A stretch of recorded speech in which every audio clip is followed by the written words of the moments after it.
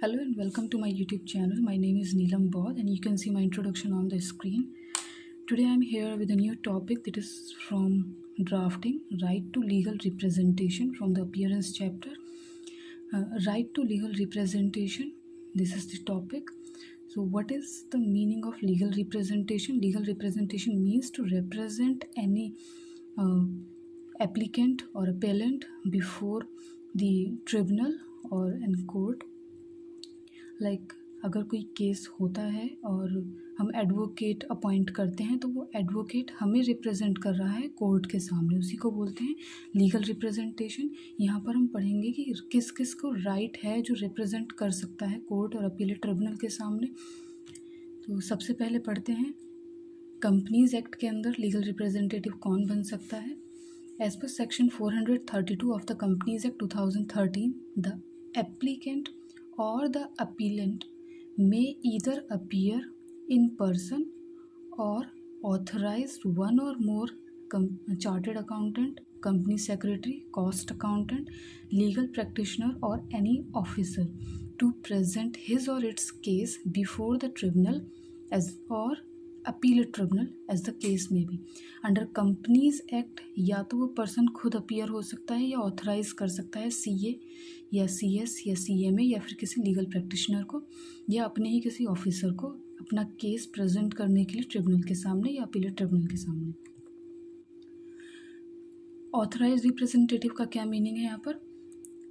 Authorized representative has been defined under Regulation 2, Subregulation D as per authorized as a person authorized in writing by a party under Regulation 19, Subregulation 2 to function before a bench as a representative or of such party. However, a company may also appoint and authorize its director or a company secretary to appoint it in its behalf in any proceeding before the bench. एक company अपने किसी भी director को या company secretary को authorise कर सकती है अपने बिहाफ पर कि वो किसी बेंच के सामने, बेंच मीन्स लाइक कोर्ट या ट्रिब्यूनल, उनके सामने अपने केस की प्रोसीडिंग करने के लिए इन्हें ऑथराइज कर सकती है। Central government, the regional director or the registrar may authorise an officer to appear on its behalf. Regulation 19 के अंदर ये लिखा हुआ है। Company secretary who are in job can appear for and on behalf of employer company by virtue of power given under a power of attorney while appearing before Company Law Board or NCLT, National Company Law Tribunal और authority letter, but preferably power of attorney को ही preference दी जाएगी यहाँ पर। Try के अंदर कौन authorised होंगे, कौन लीगल रिप्रेजेंटेटिव की तरह ऑथराइज्ड होंगे? TRAI means telecom regulatory authority of India.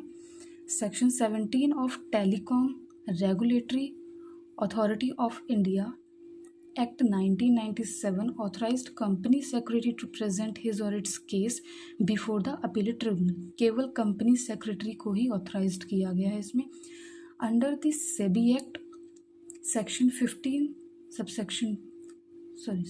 15V permit the applicant may either appear in person or authorized one or more chartered accountant, company secretary, cost and management accountant, legal practitioner or any person, इनमें से किसी को भी authorized कर सकते हैं to present his or its case before the security appellate tribunal.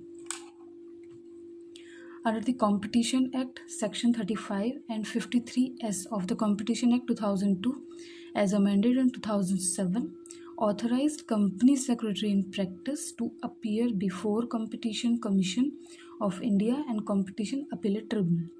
यहाँ भी कंपटीशन एक्ट में सिर्फ कंपनी सेक्रेटरी को ऑथराइज किया गया है कि वो अपीयर हो सकते हैं कंपटीशन कमीशन ऑफ इंडिया के सामने या फिर कंपटीशन अपीलेट ट्रिब्यूनल के सामने। तो होप जो समझाया है इसमें क्लियर हो गया है। Thank you for watching my video. You can subscribe this channel for free classes of CA, CS, CMA, BCom and LLB also. Thank you for watching my video.